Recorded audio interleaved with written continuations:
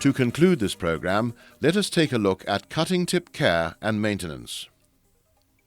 A great part of successful cutting is to do with the condition of the nozzle tip.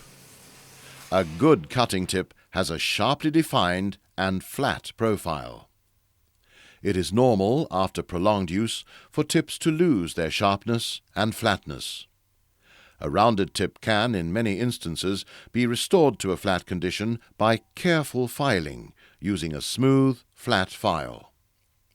Remove as little material as possible to avoid shortening the nozzle. Blocked or restricted orifices will need cleaning using the cleaning wires contained in the kit.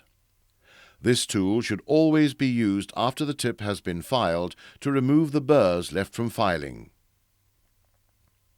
When cleaning the orifices, be careful that you don't enlarge the holes, as this will alter the cutting characteristics of the tip. Use an undersized cleaning wire to begin the process. Increase the wire size progressively until finishing with the wire that matches the original orifice diameter. A properly restored nozzle tip will ensure a clean and precise cut. Of course, there will always be instances when a tip is totally unrepairable.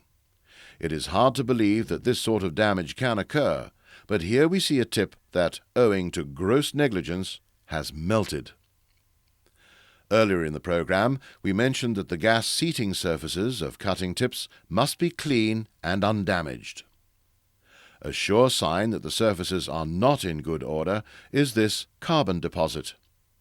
This tells us that burning has occurred in this area as a result of leakage between the seats. Seat damage is a common problem, especially when nozzles are not handled or stored properly. Damage to seats can easily be prevented by fitting protection caps, or you can store the nozzles in racks where they can't be knocked about. This brings us to the end of the flame cutting program. Practice the tasks that you have seen demonstrated until you are able to work to acceptable standards. Join us again in other Tech AV programs designed to help you to achieve mastery in your chosen trade.